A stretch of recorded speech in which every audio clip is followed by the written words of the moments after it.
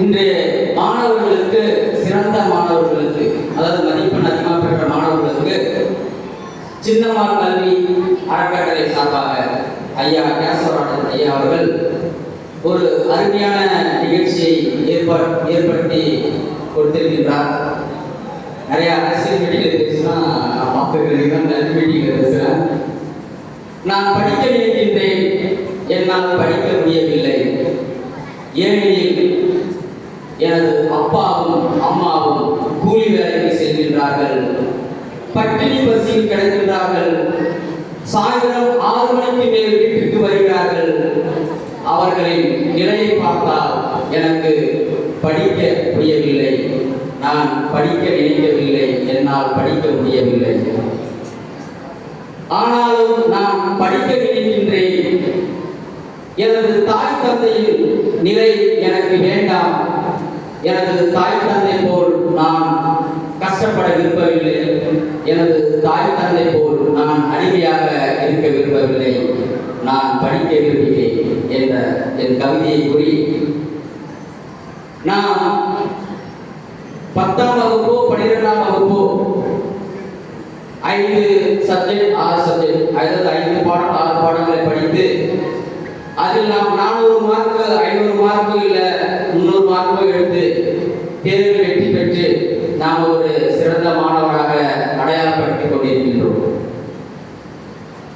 ஆனாலும் 4 புத்தகங்களை படித்துவிட்டு 5 புத்தகங்களை படித்துவிட்டு நாம் தேர்வில் தேர்ச்சி பெற்றுவிட்டு அடுத்த கட்டத்துக்கு நகரும் பொழுது நாம் கல்வியை என்ன கல்வி படிக்கலாம் என்று தேர்வு செய்கின்றோம். நான் உங்களுக்கு சொல்லிக்கொள்ள ஒரே ஒரு கருத்துதான்,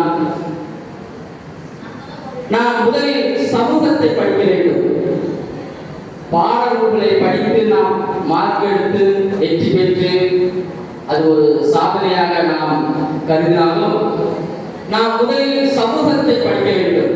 இந்த சமூகம் நம்மை சுற்றி எப்படி நம்மை கண்காணிக்கின்றது, இந்த சமூகம் நம்மை எப்படி வைத்திருக்கின்றது, இந்த சமூகத்தில் நாம் கற்ற கல்வியை எப்படி பயன்படுத்தப் போகிறோம் என்று எண்ணினால் உண்மையில் நீங்கள் படித்திருக்கும் இந்த மதிப்பெண் உங்களுக்கு சாதாரணமாக தான் தெரியும். இதை நான் ஏதோ உங்களை குறை சொல்கிறேன் நினைக்க வேண்டாம். இந்த சமூகத்தின் அவலத்தை நீங்கள் அறியாமல் வாழ்க்கையில் முன்னேற முடியாது என்பது எனது ஆழமான கருத்து. எழுத்தாளர் பிரகாஷ் அவர்கள் சொன்னது போல் அம்பேத்கர் எப்பொழுதும் புத்தகத்தை படித்துக் கொண்டே இருந்தார். அதனால் அவர் சமூகத்தை சிந்தித்தார். அவர் ஏதோ புத்தகத்தை படித்து மதிப்பெண் பெற்று ஒரு அரசு வேலைக்கு சென்று ஒரு நல்ல ஒரு வருமானத்தை ஏற்படுத்திக் கொண்டு தன் வாழ்வை கடத்திருந்தார். இன்று நம்முடைய நிலைமை என்னவாக இருக்கும் என்று நம்மால் எண்ணி பார்க்க முடியவில்லை.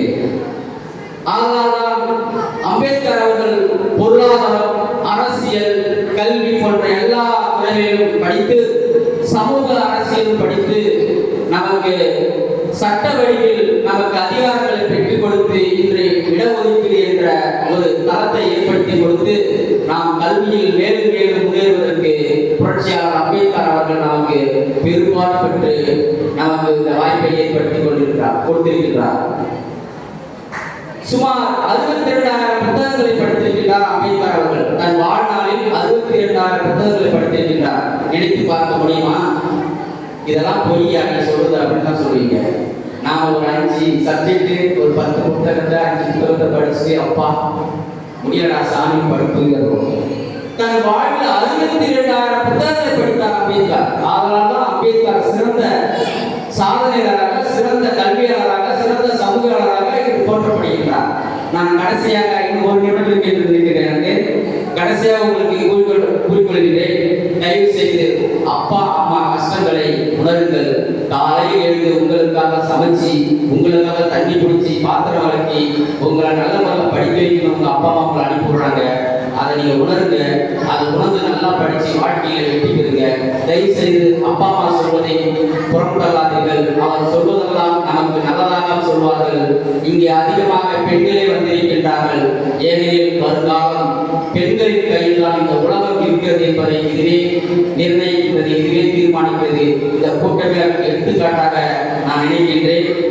புத்தர் அவர்களின் வரலாற்றையும், அம்பேத்கர் அவர்களின் வரலாற்றையும், தாத்தா இரட்டைமலை சீனிவாசன் அவர்களின் வரலாற்றையும், எல் இளைய பெருமாள் அவர்களின் வரலாற்றையும், இரட்டைமலை சீனிவாசன் அவர்களின் வரலாற்றையும், இதுபோல் நமக்காக பாடுபட்ட தலைவரின் வரலாறுகளை நீங்கள் முதலில் படியுங்கள், அதன் பிறகு MSc BSc படியுங்கள் என்று கூறி வாய்ப்புக்கு நன்றி கூறி விடைபெறுகிறேன். நன்றி, வணக்கம்.